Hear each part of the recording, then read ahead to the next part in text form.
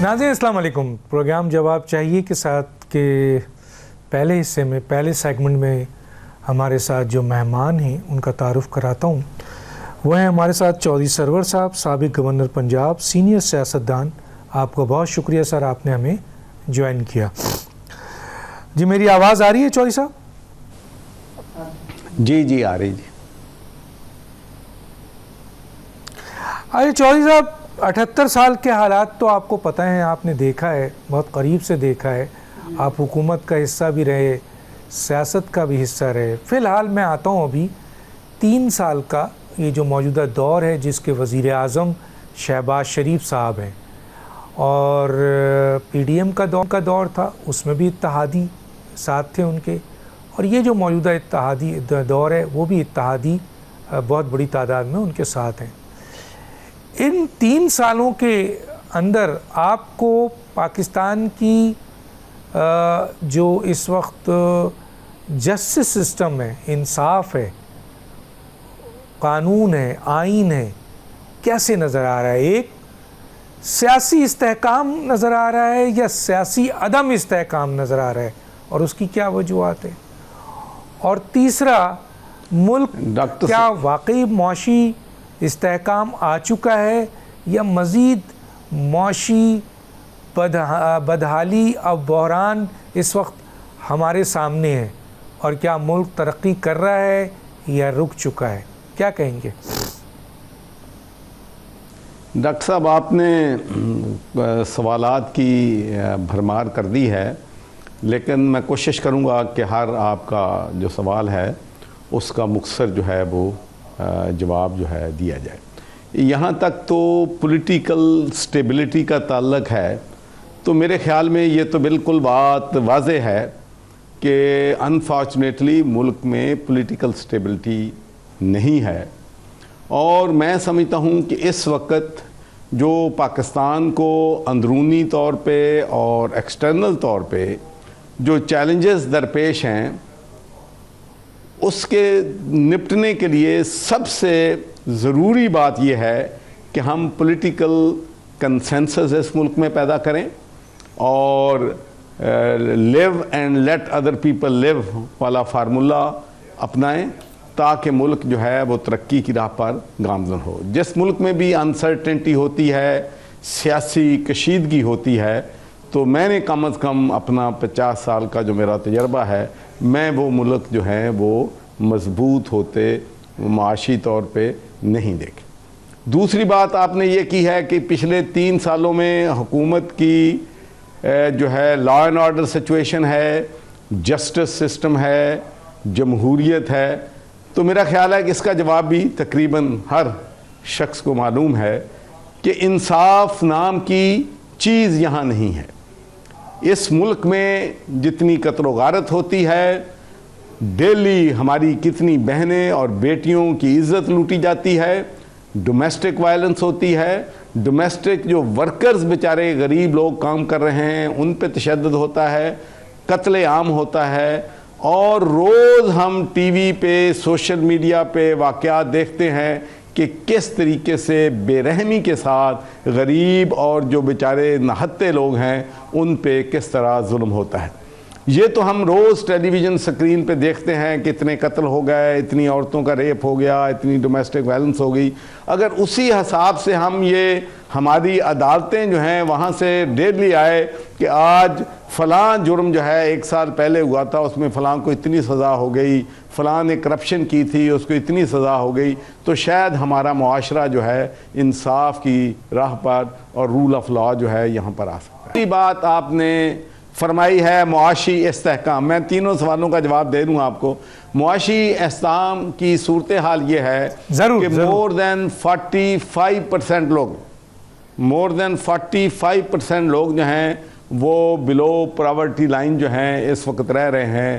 لوگوں کے پاس 2 وقت کی روٹی نہیں ہے, لوگ خودکشیاں جو ہیں کر رہے ہیں, ہسپتالوں میں علاج معالجے کی سہولتیں نہیں ہیں, غریب آدمی کو انصاف نہیں ملتا ہے. تو میں سمجھتا ہوں کہ یہ جو غربت ہے, یہ ملک جو ہے اس میں صرف ایلیٹ جو ہے, جو 5% لوگ ہیں, یہ ملک کے تمام ریسورسز پہ قابض ہیں. اور میں نے بھی 15 سال کا میرا جو تجربہ ہے پچھلے پاکستان میں 14 سال سے، یہاں تو صورتحال یہ ہے کہ جو سبسڈی ہے وہ بھی امیروں کو دی جاتی ہے غریبوں سے چھین کے.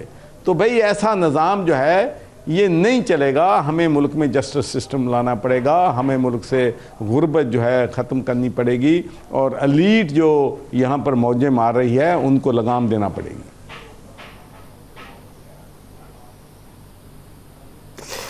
اچھا سر، یہ بتائیے کہ اس وقت جو آپ کا یہاں پہ آپ کے بھی کنسرن لے لوں، دو اسکول آف تھاٹس ہیں. ایک طرف ہم دیکھتے ہیں کہ جی امریکہ پاکستان کے آرمی چیف کی تعریف کرتا ہے، اور دوسری طرف وہ مودی کی بھی بہت زیادہ تعریف کر رہا ہے. تیسری طرف یہ ہم دیکھتے ہیں کہ وہ امریکہ بار بار بھارت کو یہ کہتا ہے کہ تمہارے ساتھ جہاز گرائے گئے، لیکن بھارت کے ساتھ 10 سالہ دفاعی معاہدہ بھی کل ہوا ہے، اور پاکستان کی تعریف پہ تعریف ہو رہی ہے. شرم الشیخ میں آپ کے پرائم منسٹر نے جس طرح بیہیو کیا، کچھ لوگوں کا خیال ہے کہ یہ غیر سفارتی انداز تھا، اس طرح نہیں کرنا چاہیے تھا. تو کیا ہم امریکہ کے قریب آ گئے ہیں، دوبارہ امریکن بلاک میں چلے گئے ہیں؟ کیا امریکہ ہمارے مفادات کا تحفظ کرے گا یا ہم پھر استعمال ہوں گے؟ دیکھیں ڈاکٹر صاحب، میں تو اس چیز پہ بلیو کرتا ہوں کہ کوئی بھی ریاست جو ہے وہ ہم ایک گلوبل ولیج میں رہ رہے ہیں. ہمیں سب سے پہلی تو کسی ملک بھی پرائرٹی یہ ہونی چاہیے کہ اپنے ہمسایہ ملکوں کے ساتھ تعلقات بہتر کرے. اگر امریکہ کے ساتھ ہمارے تعلقات بہتر ہوئے ہیں تو میں سمجھتا ہوں کہ یہ خوش آئند بات ہے. لیکن یہ بھی میں ساتھ ساتھ کہنا چاہتا ہوں، کیونکہ میں پیلسٹائن کے ایشو جو ہے اس سے پچھلے 30 سال سے وابستہ رہا ہوں. یاسر عرفات سے بھی میرے بہت اچھے تعلقات تھے. میں جب وہ ایگزائل میں تھے تو ٹونیزیا میں بھی جا کے ملتا تھا. جب وہ پریزیڈنٹ بنے ہیں تو اس وقت بھی میں ان کے ساتھ وہاں پر پیلسٹائن میں گیا تھا، اور میں نے وہاں پر اپنی آنکھوں سے ظلم، بربریت اور جو جینوسائیڈ وہاں پر ہو رہا ہے، یہ پچھلے 2 سال سے نہیں ہو رہا، یہ پچھلے کئی ڈیکیڈ سے ان پہ ظلم جو ہے ہو رہا ہے. تو مجھے یقینی طور پر اس بات پہ بہت تشویش بھی ہے اور پریشانی بھی ہے کہ ایک طرف تو جناب بش صاحب، جناب ٹرمپ صاحب فرما رہے ہیں کہ میں نے بہترین اسلحہ جو ہے نیتن یاہو کو دیا، اسرائیل کو دیا، اور انہوں نے اس کا بہترین استعمال کیا. اور اسی دن وہ کہہ رہے ہیں کہ گولان ہائٹس جو ہیں وہ اسرائیل کا حصہ ہیں، حالانکہ پوری دنیا جانتی ہے، یونائٹڈ نیشنز کے ریزولوشنز ہیں کہ گولان ہائٹس جو ہیں وہ بلانگ ٹو سیریا. اس کے بعد انہوں نے کہا کہ یروشلم جو ہے وہ اسرائیل کا کیپٹل ہوگا. بھائی یروشلم جو ہے وہ فلسطین کا کیپٹل ہے، پری 67 اگر بارڈر کی بات کر لیں، جس پہ پوری دنیا جو ہے متفق ہے. تو اب یہ مجھے بتائیں کہ جب ہم اس کو ٹریبیوٹ پے کر رہے تھے، کیا اب جینوسائیڈ رک گیا ہے؟ کیا اب فلسطینین لوگوں پہ ظلم نہیں ہو رہا ہے؟ کیا اب ان پہ بم نہیں گرائے جا رہے ہیں؟ تو میں سمجھتا ہوں کہ دس از ویری انفارچونیٹ کہ مسلم امہ ڈیوائیڈ ہونے کی وجہ سے اور ان کی خوشامد جو ہے ٹرمپ کو خوش کرنے کی وجہ سے آج ہمارے مسلمان ملک جو ہیں وہ سفر کر رہے ہیں، چاہے وہ سوڈان ہے، چاہے وہ یمن ہے، چاہے وہ لیبیا ہے، چاہے وہ سیریا ہے، چاہے وہ فلسطین کے لوگ ہیں. تو میں سمجھتا ہوں کہ جہاں تک آپ نے یہ سوال پوچھا ہے کہ کیا مشکل وقت میں ٹرمپ ہمارے ساتھ کھڑا ہوگا، تو یہ میں 100% لکھ کے دیتا ہوں کہ یہ تو ہو سکتا ہے کہ وہ مودی کے ساتھ کھڑا ہو جائے، نیتن یاہو کے ساتھ کھڑا ہو جائے، پاکستان کے ساتھ کھڑا نہیں ہوگا. ہمیں اب بہت احتیاط کی ضرورت ہے کہ جب ہم محبت کی پینگیں جو ہیں امریکہ کے ساتھ بڑھا رہے ہیں، ہمیں بیلنس کرنا ہے چائنا کے ساتھ. کہیں یہ نہ ہو کہ ہم محبت کی جو ہے داستانیں لمبی کرتے کرتے ادھر ہمارا جو ٹیسٹڈ ملک ہے، جس ملک نے یہ کہا کہ پاکستان پہ حملہ چائنا پر حملہ ہے، اور جس طریقے سے چائنا نے ہمارا ساتھ دیا، ہماری جو اگلی نسلیں ہیں وہ بھی ان کی شکر گزار رہیں گی.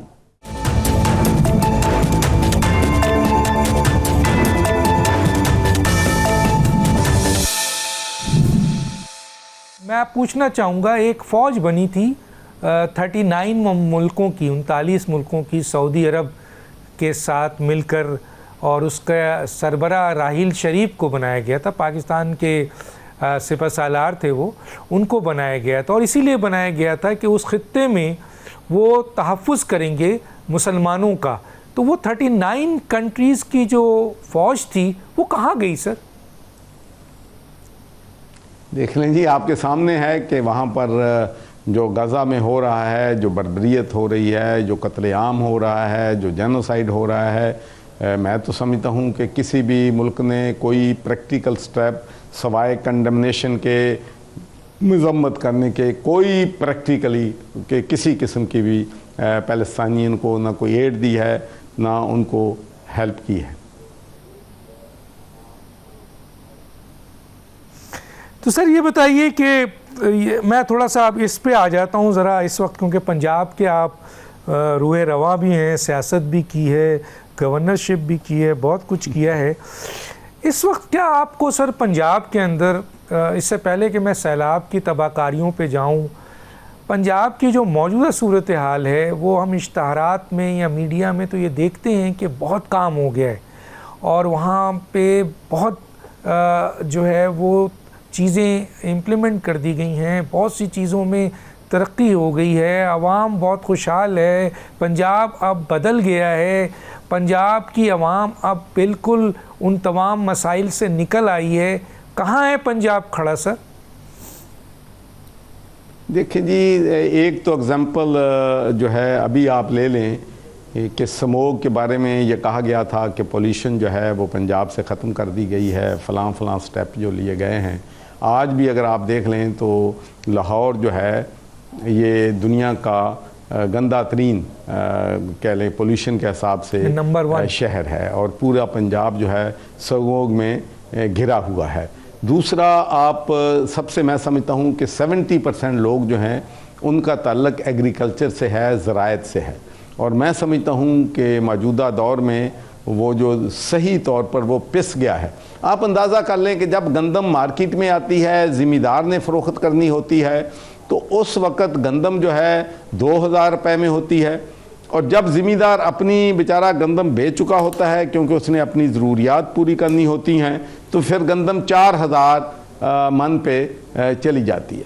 तो भाई असल मसला ये है कि पाकिस्तान में, आपको मैं सिर्फ 2 एग्ज़ाम्पल देना चाहता हूँ डॉक्टर साहब, इससे आप अंदाज़ा कर लें कि कितनी बेहिसी है हमारे मुल्क में, कि आप देख लें कि हर हुकूमत के दौर में गंदम जो है जब सरप्लस होती है एक्सपोर्ट करते हैं, फिर किल्लत पैदा करते हैं, फिर इंपोर्ट करते हैं, उससे चंद लोग जो हैं वो तो बिलियंस कमा लेते हैं, लेकिन बिलियंस गरीब आदमी पे उसका बोझ जो है वो पड़ता है। और बदकिस्मती से कोई हुकूमत भी इन इश्यूज़ को टैकल करने में जो है सीरियस नहीं थी। आपने मईशत की बात की है, पहले की थी, तो मईशत के बारे में मैं कहता हूँ कि सबसे बड़ा हमारा चैलेंज जो है पाकिस्तान में एनर्जी की कास्ट है।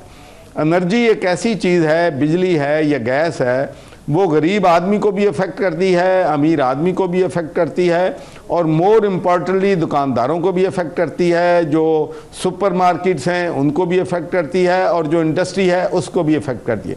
और हमारी बिजली और गैस की प्राइसेस जो हैं, जितने भी हमारे कंपैरेटिव हैं, चाहे वो बांग्लादेश है, टर्की है, बांग्लादेश है, हमारी बिजली की प्राइस डबल है। तो क्या वजह है कि यहाँ पर हाइड्रो से बिजली बन सकती है, यहाँ पर सोलर बिजली बन सकती है, यहाँ विंड मिल से बिजली बन सकती है, लेकिन यहाँ भी माफियाज हैं। आप अंदाज़ा कर लें कि जो IPPs हैं, इमरान खान के दौर में 9000 अरब खसारा था, और अब वो खसारा 2 ट्रिलियन हो गया है। सिर्फ कैपेसिटी चार्जेस देने में, कारखाने बंद हैं, बिजली खरीदनी गवर्नमेंट, लेकिन बंद कारखानों पे भी पैसा दे रहे हैं। कहीं दुनिया में ये आप जान सकते हैं, हो सकता है कि फैक्ट्रियां बंद हों और हुकूमत उनको पैसे दे रही है। ये लोग इन्फ्लुएंशियल हैं, हर हुकूमत में इनका हिस्सा है, हर हुकूमत में इनका इन्फ्लुएंस है। और मैं आपको ये भी बात बताना चाहता हूँ, आज फॉरेंसिक करवा लें کہ جو آئی پی پی لگے تھے 90s میں 80s میں یا بعد میں، تو جس قیمت پہ پاکستان میں لگائے گئے ہیں اس سے بہت کم قیمت پہ دنیا کے باہر ملکوں میں وہ جو ہیں آئی پی پیز جو ہیں وہ لگائے گئے تھے. تو بھائی انہوں نے تو 1 روپیہ بھی اپنے پاس سے نہیں لگایا ان سرمایہ داروں نے.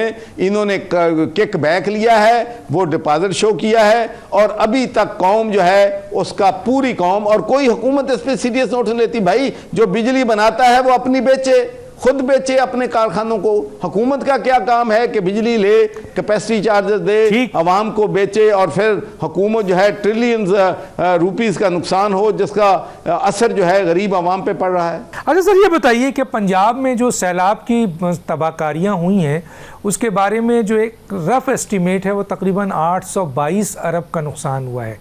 اچھا، وہاں کی وزیر اعلیٰ یہ کہتی ہیں کہ ہم کسی سے مدد نہیں لیں گے. تو اب یہ بتائیے کہ وہاں کے لوگوں کے مسائل، خاص طور پہ ریہیبلیٹیشن کے حوالے سے کیسے، کیا یہ حکومت اس پوزیشن پہ ہے کہ پنجاب جو بہت بڑا صوبہ ہے اور جہاں 70% اس وقت تباہی آئی ہوئی ہے، کیا وزیر اعلیٰ کے یہ اسٹیٹمنٹ جائز ہے کہ ہم امداد نہیں لیں گے اور پورے پنجاب کو کھڑا کر دیں گے؟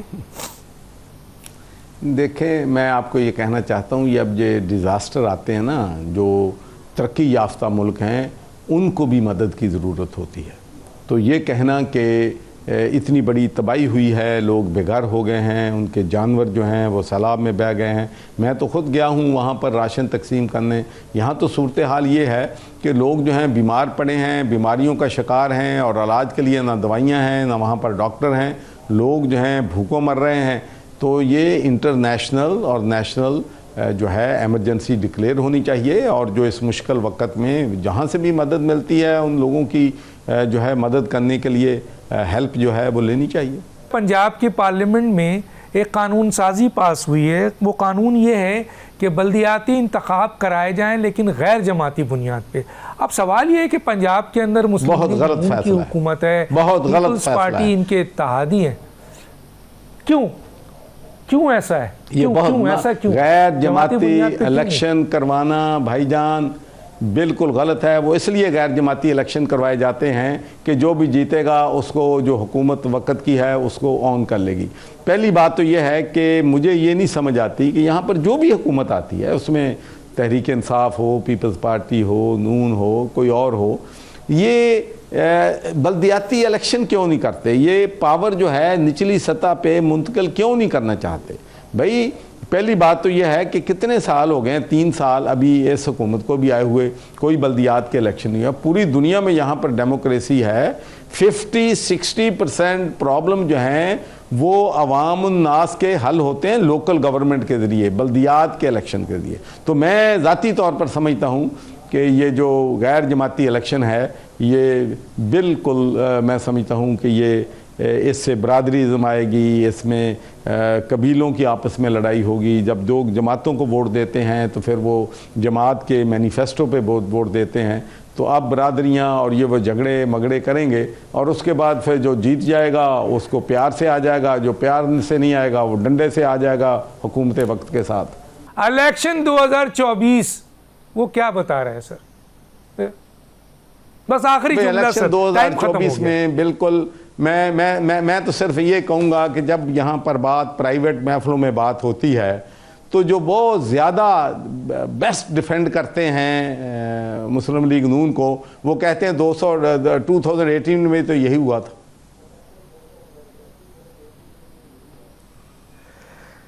اچھا سر، آپ نے سچ کو جو ہے وہ کہیں نہ کہیں چھپا دینا ہے. بہرحال آپ کا بہت شکریہ. وقت ختم ہوا چاہتا ہے. نہ میرا خیال ہے میں نے جتنی ایک بریک میں جائیں گے اور بریک کے بعد ایک سیگمنٹ کے ساتھ نئے مہمان کے ساتھ دوبارہ حاضر ہوں گے. اس وقت تک کے لیے اجازت دیجیے.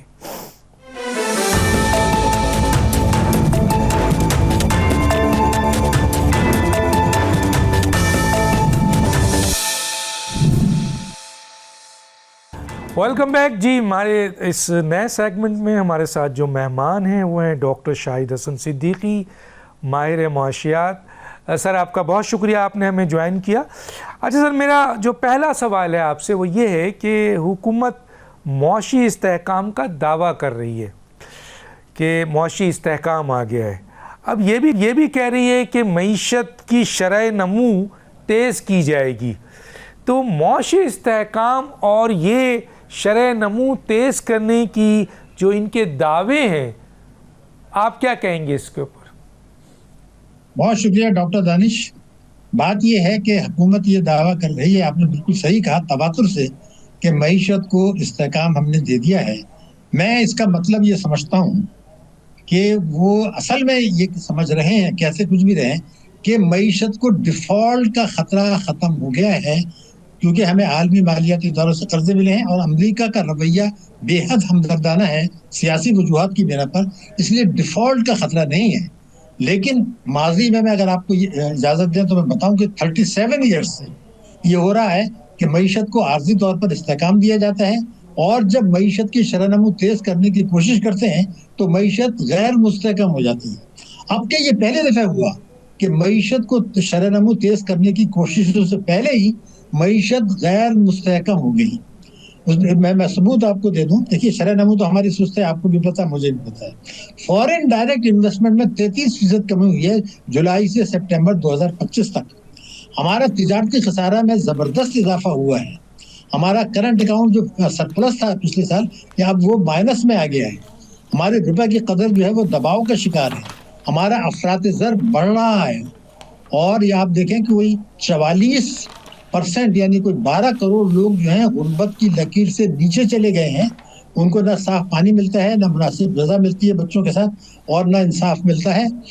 ایک چیز. مگر دوسری جو پریشانی کی بات ہے وہ یہ ہے کہ ان کی مایوسی، حالانکہ بیرونی واقعات کچھ ایسے پیش آئے ہیں کہ پاکستانی قوم کا جو اعتماد ہے وہ اسکائی ہائی ہونا چاہیے تھا. ہم نے اپنے دشمن کو شکست فاش دی ہے، بڑی طاقت کو، اور ساری دنیا ہماری فوج کی، ہماری حکمت عملی کی تعریف کر رہی ہے اور بجے طور پہ کر رہی ہے.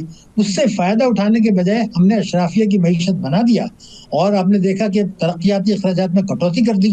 اور جو کچھ یہ کوششیں کر رہے ہیں وہ یہ ہے کہ آنے والے برسوں میں معیشت لڑکھڑاتی بھی چلتی رہے، اشرافیہ کو مراد دیتے رہیں، اور 2027 کے بعد پھر IMF کے پاس چلے جائیں جو خودکشی ہوگی. اور اس دوران میں چونکہ امریکہ کو ہماری مدد کی ضرورت ہے، محل وقوع کی وجہ سے بھی، طاقتور فوج کی وجہ سے بھی، اور انہوں نے ثابت کیا ہے، دنیا کو ثابت کیا ہے کہ ہم جو ہے ہم نے اپنے مشرقی دشمن کو شکست فاش دی ہے. کوئی معمولی بات یہ نہیں ہے. لیکن اس سے فائدہ اٹھانے کے بجائے استحصال کو انہوں نے بڑھا دیا ہے. تو میں تو یہ سمجھتا ہوں کہ یہ جو بریدنگ اسپیس ہے اس کو فائدہ اٹھانا چاہیے تھا معیشت کو استحکام دینے کے لیے. یہ بات میں اس لیے کہہ رہا ہوں کہ خود حکومت کے دعووں کے مطابق، اور تو آپ دیکھ لیں تو ٹیکسوں کی مد میں 25,000 ارب روپے ایک سال میں ہم کم وصول کر رہے ہیں. جو قومی بچتیں پہلے ہوا کرتی تھی اس کے مقابلے میں 10,000 ارب روپے ہم کم لے رہے ہیں ایک سال میں. جو پہلے سرمایہ کاری ملکی ہوا کرتی تھی مجموعی، اس کے مقابلے میں اب کوئی 12,000 ارب ہم کم کر رہے ہیں. ترقیاتی اخراجات کسی زمانے میں 7% ہوتا تھا، پچھلے سال 0.8%. زبردست ترقیاتی اخراجات میں کٹوتی کر دی. کیوں؟ کیونکہ جو ہے وہ آپ کے شانہ اخراجات ہوتے رہے اور بجٹ خسارہ نہ بڑھے. تو اگر آپ ترقیاتی اخراجات میں کٹوتی کر دیں گے 0.8%، ایسا تو پاکستان میں کبھی ہوا نہیں ہے، یہ تو 7% تک ہوتا تھا، تو پھر معیشت کیسے ترقی کرے گی کوئی مجھے بتائیں. تو یہ خوف کی بات ہے کہ اس اپرچونٹی کو فائدہ اٹھانے کے لیے اپنے سیاسی مفادات کے لیے کام شروع ہو گیا ہے، اور یہ بڑی تکلیف دہ بات ہے. اور اس کے سے سلامتی کو بھی خطرہ ہے، معیشت کو بھی خطرہ ہے، اور عوام کو بھی خطرہ ہے. جناب اچھا سر، یہ مجھے یہ بتائیں سر کہ ابھی میں دیکھ رہا تھا اعداد و شمار، اس میں کہا گیا $1.5 بلین کی سرمایہ کاری ہے، اور کہا جاتا ہے کہ یہ FDI 50 سال جو پاکستان کی بدترین، یعنی 50 سال بعد اتنی کم ترین FDI پاکستان میں ہے. یہ 50 سال کا عرصہ بہت بڑا ہے. اب میرا سوال اسی سے اٹیچ کرتا ہے کہ امریکہ پاکستان کے ساتھ جو ہمدردانہ رویہ ہے ایک طرف یہ، اور دوسری طرف جو پاکستان اور افغانستان کی کشیدگی ہے، اور ابھی تک جو 3 سال کی ہمارے سامنے 50 سالہ ریکارڈ ٹوٹ گیا ہے FDI کا، تو آگے پھر ان دو وجوہات کی بنیاد پر FDI کہاں کھڑی ہوگی سر؟ ڈاکٹر صاحب یہ آپ نے اتنا اہم سوال اٹھا دیا کہ یہ جو پورا تھیسس ہے، یہ کوئی معمولی سوال آپ کا نہیں ہے. دیکھیے بات سمجھنے کی ہے، امریکہ کو ہماری مدد کی ضرورت ہے نیو گریٹ گیم کے مقاصد کے لیے. चाइना को वो कंट्रोल करना चाहता है, उसकी बढ़ती हुई कुव्वत को। भारत उसका स्ट्रेटेजिक पार्टनर है और रहेगा। थोड़ा सा उन्होंने हमें दिखाने के लिए सेटबैक दिया है, बट अल्टीमेटली वो उनका करीब करीब स्ट्रेटेजिक पार्टनर है। और चीन जो हमारा सबसे बड़ा दोस्त है, उसने भारत को ब्रिक्स में शामिल किया है, जो उनका सबसे बड़ा वो है, और पाकिस्तान उसमें नहीं है। तो क्योंकि भारत बड़ी मैशियत है, उसको कोई इग्नोर नहीं कर सकता। लेकिन अफगानिस्तान का चूंकि आपने जिक्र किया, तो मैं आपको रिकॉर्ड पे बता दूं, जुलाई 21 में जब अमरीकी अफवाज वहां से जा रही थी, तो उलमा आजाद और दूसरे फतेह मुबीन के नारे लगा रहे थे। उसी वक्त मैंने लिखा था, वो रिकॉर्ड पर छपा हुआ है, कि ये अमेरिका की शिकस्त नहीं है, ना हमारी फतेह है। ये तो एक स्ट्रेटजी के तहत वो वहां से जा रहे हैं और अपने हथियार यहाँ छोड़ के जा रहे हैं, ताकि वो दहशतगर्दों के हाथ लगें और पाकिस्तान अफगानिस्तान में कन्फ्रंटेशन होगा, पाकिस्तान में दहशतगर्दियां बढ़ेगी। ये उसी हिकमत अमली के तहत ये हो रहा है। इस तरीके से करके जब हमारी मईशत मुश्किलात में आएगी, दहशतगर्दी बढ़ेंगी, तो हमें गैर मेयारी परेशान कुन सरमायाकारी देंगे डूबने से बचाने के लिए, लेकिन वो इस किस्म की सरमायाकारी होगी जिससे अल्टीमेटली मईशत को नुकसान पहुंचेगा और उसका मुनाफा जो भी उनको होगा वो भी हम बेचने के काबिल नहीं रहेंगे। हर किस्म की सरमायाकारी फायदेमंद नहीं होती, उसके लिए भी कुछ सवाबित और जवाबित होते हैं। इसका सबूत आप देख लीजिए कि सीपैक जो आया था 2014 में, 26 अरब डॉलर की समझो सरमायाकारी हो गई, लेकिन 2014 में बांग्लादेश हर लिहाज से हमसे पीछे था। मईशत के शरामू देख लें, फी का आमदनी देख लें, जीडीपी का साइज देख लें, वहां सीपैक नहीं है। आज हम उनका बरामदात भी ज्यादा है, जीडीपी भी ज्यादा है, फी का आमदनी भी ज्यादा है। इसका मतलब ये कि उसकी भी कुछ शराइत है। अब जो कुछ सरमायाकारी आ रही है, आएगी, अभी तो गिर गई, आपने बिल्कुल सही कहा, अभी गिरी है, लेकिन अब आपने विमेन बैंक भेज दिया, इस किस्म की चीजें करेंगे। आपने बलूचिस्तान में मिनरल्स के लिए अमरीकी लोग वहां आ जाएंगे, वो फिर बलोच लिबरेशन ऑर्गेनाइजेशन से ताल्लुकात बढ़ाएंगे, वो ईरान में जो है वो दहशतगर्दी कराएंगे, हमारे लिए एक और मसला खड़ा हो जाएगा। तो पाकिस्तान जैसे ताकतवर मुल्क को स्ट्रेटेजिक लोकेशन इस्लामी जमहूरिया पाकिस्तान, हमें सरमायाकारी में भी एहतियात करनी है, कर्जे लेने में भी एहतियात करनी है और अपनी पॉलिसियों में भी एहतियात करनी है। कोई हमारा दोस्त नहीं है, सब अपने अपने दोस्त हैं और हम इस हकीकत को तस्लीम नहीं कर रहे। तो मुझे ये खौफ है कि ये जो हमें मौका मिला है, अल्टीमेटली अमेरिका ने फिर भारत के साथ आपने देखा कि 10 साल का डिफेंस माहिदा कर लिया, जो चाबहार पे पाबंदी लगाई थी उसको भी रिलैक्स कर दिया। वो बहुत करीब रहेगा। जब तक हम कमजोर हैं, जब तक हम उनको, अमेरिका को और दूसरे लोगों को ये पता है कि पाकिस्तान हमारे बगैर डिफॉल्ट कर जाएगा, उस वक्त तक हमारा कुछ नहीं हो सकता। हमें अपने मुल्क को खुद निसारी की तरफ ले जाना होगा। अगर खुदकुशी नहीं करनी, लेकिन उससे अशराफिया नाराज हो जाती है, तो कोई बड़ी पार्टी, अभी आप बड़े सवालात हम पूछ रहे थे, मगर मैं फिर आपसे अर्ज कर दूंगा कि ये सब चीजें बेकार की बातें हैं। सब अपने अपने मफादात देखते हैं, हम अपना मफाद देखने के बजाय इक़्तिदार देखते हैं या डॉलर के असूल देखते हैं। ये दोनों चीजें पाकिस्तान के लिए नुकसानदेह हैं। जबकि हम बेहतरीन फौज के साथ, जौहरी कुव्वत के साथ, स्ट्रेटेजिक लोकेशन के साथ, ताकतवर हमारे किसान, मजदूर, ये सब अच्छे लोग हैं, लेकिन अशराफिया की मईशत लेके डूब रही है, डॉलर और इक़्तिदार की हविस, जिसके लिए भारत की सपोर्ट चाहिए। अब आप अगर ये अवाम को एजुकेट करने में कामयाब हो जाते हैं, तो मैं समझता हूँ इससे बड़ी कामयाबी नहीं होगी। जनाब, ठीक है सर, एफडीआई का तो आपने बता दिया। अब आते हैं सर, पाकिस्तान डिपेंड करता है आज, जो पाकिस्तान जिस पाँव पे खड़ा है वो दो पाँव हैं जो हमें समझ में आता है हम पाकिस्तानियों को, एक कर्ज लो और दूसरा टैक्स लगाओ, इससे पाकिस्तान चल रहा है। तो सर मेरा जो सवाल है वो ये है कि टैक्स कलेक्शन का जो हाल है इस वक्त, क्योंकि अभी मैं पढ़ रहा था कि क्वार्टरली 198 बिलियन का शॉर्टफॉल है, 198 जो एक साल में कभी होता था, अब सिर्फ क्वार्टरली हुआ है। यहाँ पर एक जुमला है, मैं कहना चाहता हूँ कि पाकिस्तान टैक्स पॉलिसी क्राइसिस, ये मैं पढ़ रहा था, revenue obsession and the failure of reform. तो आप कैसे देखते हैं सर ये पूरी टैक्स कलेक्शंस को, जो मेजर पार्ट है पाकिस्तान की इकोनॉमी का? देखिए डॉक्टर साहब, फिर आपने नुक्ता अहम उठा दिया है। पाकिस्तान अगर अपनी टैक्सों की वसूली अपने जैसे मुल्कों के मुकाबले में नहीं करता और उसके बजाय अवाम पर जीएसटी लगा देता है, पेट्रोलियम लेवी यानी भत्ता लगा देता है, फिर बेतहाशा मुल्की और बैरूनी कर्जे ले लेता है, फिर असासे बेच देता है, ये खुदकशी है।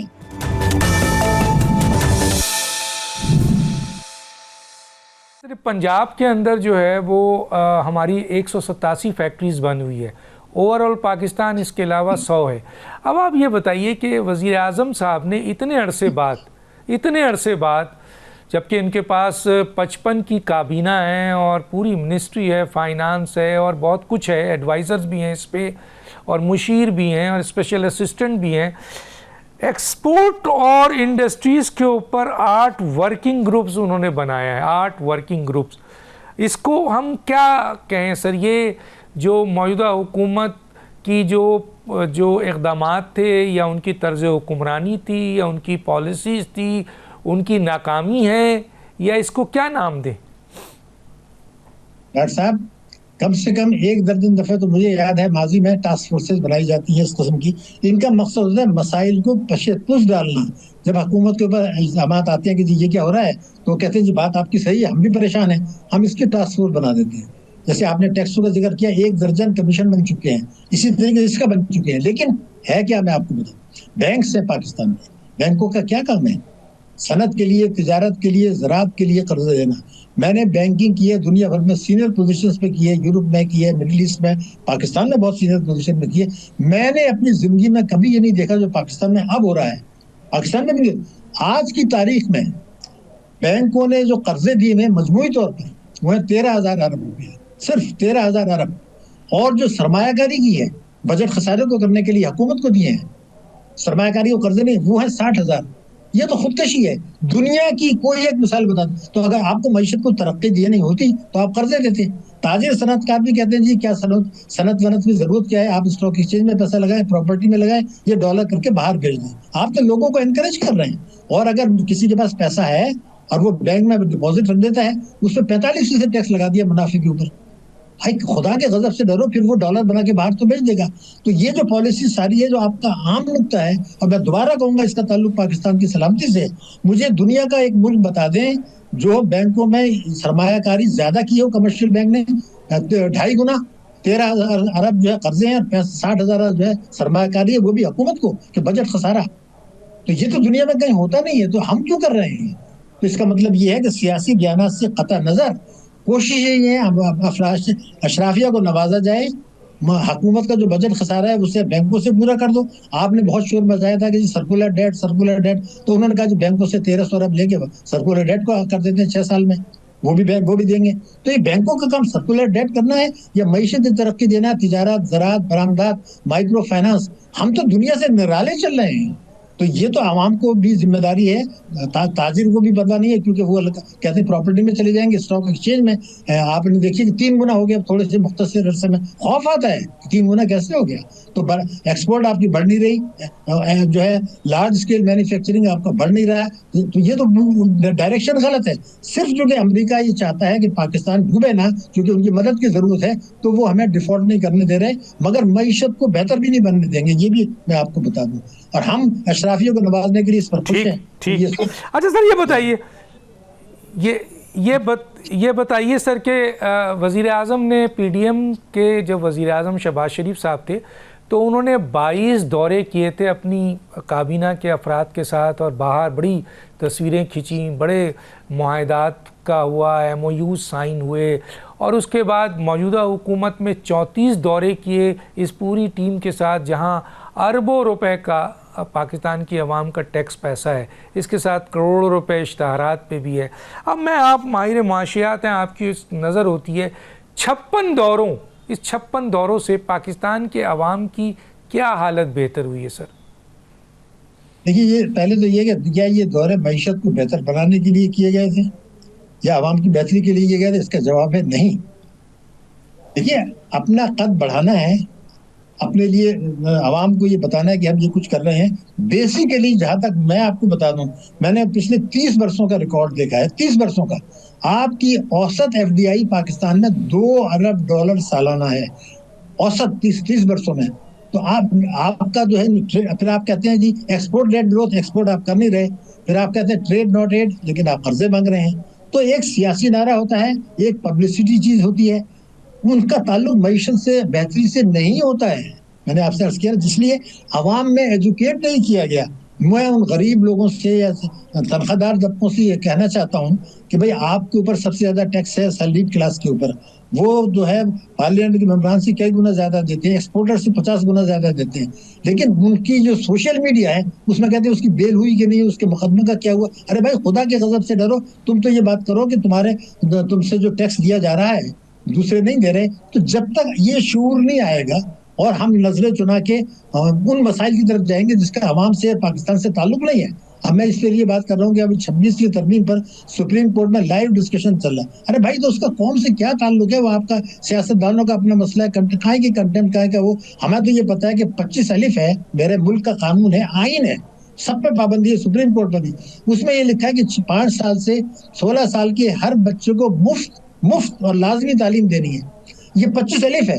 26 ملین بچے اسکول نہیں جا رہے, اگلے 50 برس میں بھی نہیں جائیں گے, اور اس کے لیے بجٹ میں پیسہ بھی نہیں رکھا جا رہا. تو مجھ سے میں تو کہوں گا سپریم کورٹ سے ہاتھ جوڑ کے کہوں گا خدا کے غضب سے ڈرو, یہ 26 سے ترمیم چھوڑو. پہلے تو آپ یہ بتائیے کہ یہ جو 25 ملین نہیں جا رہے تو آپ نے بجٹ کو کہیں ریجیکٹ کر دیں آپ اس کو.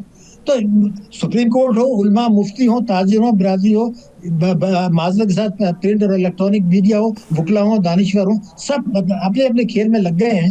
تو پھر پاکستان کے غریب عوام کی طرف کون جائے گا؟ ٹھیک ہے سر. اچھا سر, میرے پاس وقت کوئی فکر نہیں ہے, کوئی فکر نہیں ہے. میں سر اب ایک آخری سوال پہ آنا چاہتا ہوں, ٹائم میرے پاس کم ہے اور یہ 2 سوال ملا کے ایک سوال بنا رہا ہوں. کیا مروجہ اسلامی بینکوں کو اسلامی بینک کہا جا سکتا ہے؟ کیا یہ شرعی مقاصد پورے کر رہے ہیں؟ ایک اور اسی میں ایڈ کرتا ہوں سر, یہ جو 26ویں آئینی ترمیم کے تحت آئین کے شق 38F میں کہا گیا ہے کہ 2027 تک معیشت سے سود کا خاتمہ کر دیا جائے گا, کیا یہ ممکن ہے؟ بس سر یہ 3-4 منٹ آپ کے پاس ہیں سر. پہلی بات 2027 تک کوئی ارادہ حکومت کا نہیں ہے کہ کر دیا جائے گا, نمبر 1. لیکن اس سے سوال ہی نہیں پیدا ہوتا. لیکن اس سے زیادہ اہم یہ بات ہے کہ میں ایک ریکارڈ پر ایک بات کہہ رہا ہوں, دنیا بھر کے تمام مفتیان کرام کو آپ جمع کر لیں, وہ قرآن کے حکم کے خلاف فیصلہ نہیں دے سکتی.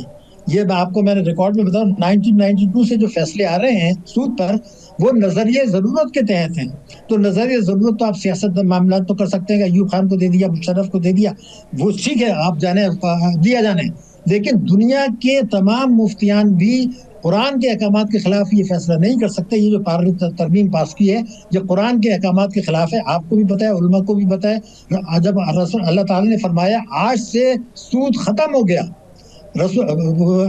البقرہ 278-279, اس کے بعد رسول اللہ علیہ وسلم نے جو خطبہ حج دیا اس میں کہا آج سے تمام سودی باطل ہو گئے.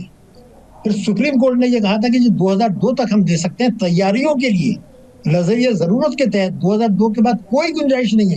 اس میں علماء بھی شامل تھے, سپریم کورٹ بھی شامل تھا. ٹھیک. اچھا سر, یہ میرا ایک آخری سوال ہے, اس کا بھی ذرا جواب دے دیجئے. موجودہ حکومت نے E5 پروگرام یا اڑان پاکستان 2029 کی بڑی تشہیر کی ہے. اب تک ہم کہاں کھڑے ہیں سر اس کے اوپر؟ بس آپ کے پاس 1-1.5 منٹ ہے سر. دیکھیے, اڑان پاکستان پروگرام یہ اسی طرح کا پروگرام ہے جس طرح کے ماضی میں وہ 2030 تک کا بنا تھا, دوسرے بنے تھے. اس کے تحت تو ہمیں 20 بڑی معیشت دنیا کی بن جانی تھی. $150 ارب کا ہمارا ایکسپورٹ ہو جانا تھا, جو کہ $32 ارب کا ہے. تو یہ کہانیاں ہیں, اس کو آپ سیاسی بیانات سے زیادہ اہمیت نہ دیں, یہ سوال ہی نہیں پیدا ہوتا. کیونکہ جب وہ وقت آئے گا تو ہم حکومت میں نہیں ہوں گے, جو ہوگا وہ کہے گا جی وہ تو ہمارے ہٹنے سے ہو گیا تھا. اس میں جو اہداف ہیں وہ غیر حقیقت پسندانہ ہیں, آؤٹ آف کوشچن ہے. تو اس لیے میں یہ سمجھتا ہوں گا کہ یہ سیاسی کھیل ہے, اس کو وہیں تک ہم رکھیں. اس لیے ان چیزوں کا معیشت سے کوئی تعلق نہیں ہے, نہ کوئی حقیقت سے تعلق ہے, نہ یہ اہداف حاصل ہوں گے, اور نہ اس کے لیے حکمت عملی بنانے کا کوئی ارادہ ہے. یہ نہیں ہے کہ پاکستان کی پوٹینشیلٹی نہیں ہے, پاکستان کر سکتا ہے, لیکن وہ اقدامات اٹھانے کے لیے ان کے اپنے پارٹی کے ممبران جو ہیں وہ کہیں گے یہ نہیں ہو سکتا. ہم نے اس لیے تو نہیں الیکشن میں دھاندلی کرا کے آئے تھے کہ یہ سب کرنے میں نہیں ہوگا. نہ آپ ٹیکس لگائیں گے, نہ یہ ایکسپورٹ پورا کریں گے, یہی کھیل چلتا رہے گا.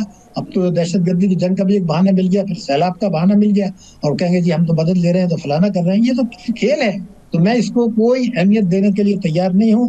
میں تو جو اپنے اہداف رکھے تھے, اس میں ایک رپورٹ تھی دنیا کی کہ اگر 2008 میں کہ اگر پاکستان 8% سالانہ سے ترقی نہیں کرتا تو یہ 2050 تک بھی نہیں پہنچے گا ان ممالک تک. تو آپ تو 8 کے آپ تو 2.5% پہ کر رہے ہیں. تو تو یہ سب کہنے کی باتیں کہانیاں ہیں، اور خوف آتا ہے اس لیے کہ اب دنیا واہ۔ بدل رہی ہے، دنیا میں نئی صف بندیاں ہو رہی ہیں، ٹھیک۔ اگر ہم نہیں سدھرے تو ہمارے لیے خطرہ ہے جناب۔